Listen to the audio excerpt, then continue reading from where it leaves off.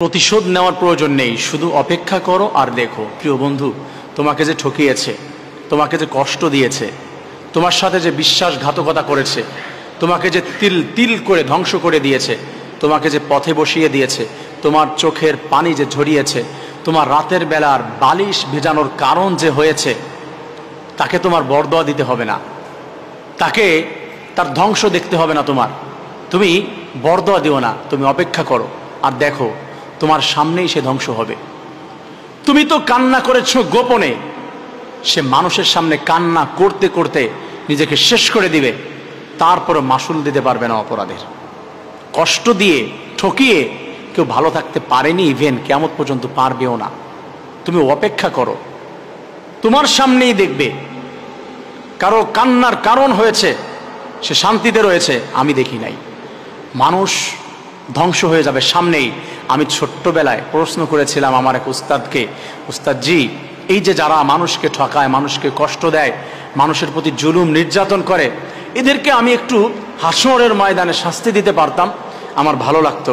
উস্তাদজি আমাকে বলেছিল, হাসরের ময়দানে সৃষ্টিকর্তা যেভাবে তাদেরকে ঠকাবে, যেভাবে তাদেরকে শাস্তি দিবে সৃষ্টিকর্তা, তুমি দেখে তোমার মায়া লাগবে, তুমি দেখে তোমার কষ্ট হবে যে আল্লাহ এত কষ্ট দিচ্ছে তাদেরকে। তুমি কত কৌশল জানো তাকে কষ্ট দেওয়ার। ভাই বন্ধু, তুমি তাকে কি কষ্ট দিবে? মেরে ফেলবে, তাই না? তুমি সর্বোচ্চ মেরে ফেলতে পারো।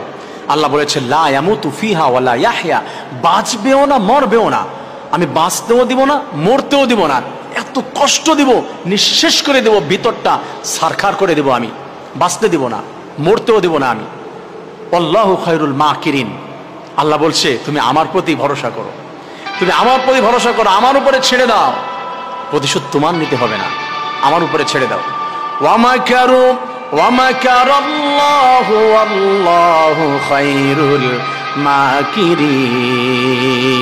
আল্লাহ তাআলা বলছে তারা ষড়যন্ত্র করছে, তারা ঠকিয়েছে, তারা জুলুম করেছে, আমি আল্লাহ রব্বুল আলামিন যখন কৌশল অবলম্বন করব, তারা তখন সরতে পারবে না, তারা ছুটে যেতে পারবে না। তুমি তো ছুটে আসতে পেরেছো, তোমাকে ছেড়ে দিয়েছে।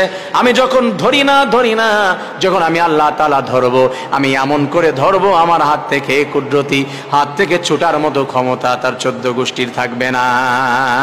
অতএব তুমি আপসেট হয়ে না, মন খারাপ করো না, শুধু ধৈর্য ধারণ করো। তোমার ধ্বংসর জন্য বরদোয়া করতে হবে না, তুমি দেখো আল্লাহ তাআলা কি করে। কষ্ট দিয়ে, ঠকিয়ে, প্রতারণা করে, চোখের পানি ফেলানোর কারণ হয়ে, কারোর স্বপ্নগুলো ভেঙে চুরমার করে দিয়ে, কাউকে আকাশ পর্যন্ত উঠিয়ে ভালোবাসা দিয়ে থাপ করে ছেড়ে দেওয়ার যন্ত্রণা যে, কষ্টটা যে কত বেশি, এটা তুমি নিজেই দেখবে, তুমি অনুধাবন করতে পারবে। অতএব প্লিজ আপসেট হয়েও না, মন খারাপ করো না, তুমি অপেক্ষা করো, তোমার সামনেই তুমি দেখতে পাবে। আল্লাহর কাছে বিচার দাও, আল্লাহই বিচার করবে, সেই করবে। আসুন আমরা মানুষকে ঠকানো, প্রতারণা করা থেকে দূরে সরে আছি। আল্লাহ তাআলা সবাইকে হিদায়াত দান করুন।